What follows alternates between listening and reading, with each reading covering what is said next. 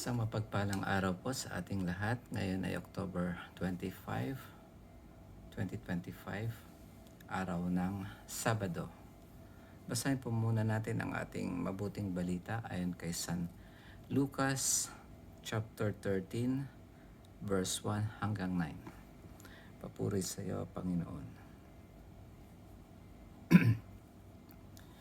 Dumating noon ang ilang tao at ibinalita kay Jesus na ipinapatay ni Pilato ang ilang Galileo, samantalang ang mga ito'y naghahandog sa Diyos. Sinabi niya sa kanila, "Akala ba ninyo higit na makasalanan ang mga Galileyong ito kaysa ibang mga taga-Galilea dahil sa gayon ang sinapit nila? Hindi. Ngunit sinasabi ko sa inyo, kapag hindi ninyo pinagsisihan at tinaklikdan ang inyong mga kasalanan, mapapahamak din kayong lahat."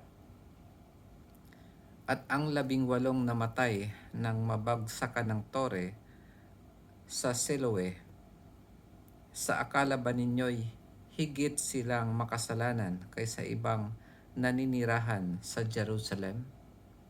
Hindi. Ngunit sinasabi ko sa inyo, kapag hindi ninyo pinagsisihan at tinalikdan ang inyong mga kasalanan, mapapahamak din kayong lahat. Sinabi sa kanila ni Jesus ang talinghagang ito. May isang tao na may puno ng igos sa kanyang ubasan. Minsan, tiningnan niya kung may bunga ito, ngunit wala siyang nakita. Kaya't sinabi niya sa tagapag-alaga ng ubasan, 3 taon na akong pumaparito at naghahanap ng bunga ng punong ito, ngunit wala akong makita.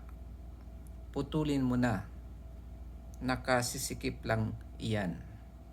Ngunit sumagot ang tagapag-alaga, huwag po muna nating putulin sa taong ito. Huhukayan ko ang palibot at lalagyan ng pataba. Kung mamunga po ito sa darating na taon, mabuti, ngunit kung hindi, putulin na natin. Ang mabuting balita ng ating Panginoon. Pinupuri ka namin, Panginoong Hesukristo. Yun po ang ating mabuting balita sa araw na ito.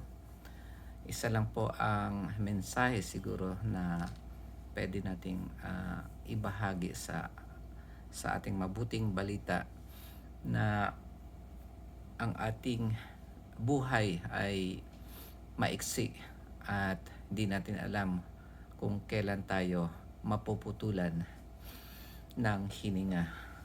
Pero dito nakita natin yung tagapag-alaga ng puno ng igos na parang na may iminungkahi siya, parang katulad nung mga makadiyos na tao na dumadalangin o dumadalangin doon sa ibang tao para mapabuti. Sila yung tinatawag ng mga intercessory, mga prayer warriors para maging mabuti ang isang tao. Kung maalala ko, ang mother ni Saint Augustine, yun yung pinakamalakas na prayer warrior dahil ipinagdasal niya rin si Saint Augustine na kumbaga masumpungan niya ang ating Panginoon. At ganyan nga ang nangyari, naging banal siya at naging saint din natin. Ganon din dito na napakaganda ng role ng tagapag-alaga, na siya yung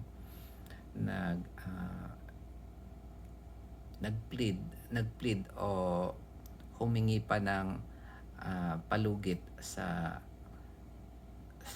may-ari para madugtungan pa ng buhay ang puno ng igos. At alam naman natin na ang Panginoon ay hindi tayo binibigyan ng limit para mag magsisi sa ating kasalanan o kaya humingi ng kapatawaran sa ating mga kasalanan. Unlimited po yan. Kaso lang ang ating buhay ay hindi unlimited sa mundong ito.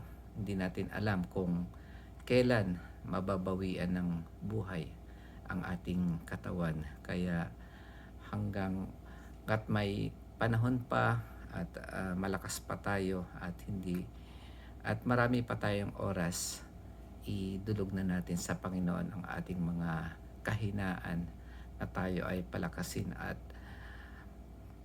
tanggapin natin siya ng buong puso at hilingin natin sa Kanya na magkaroon tayo ng malaking pananampalataya.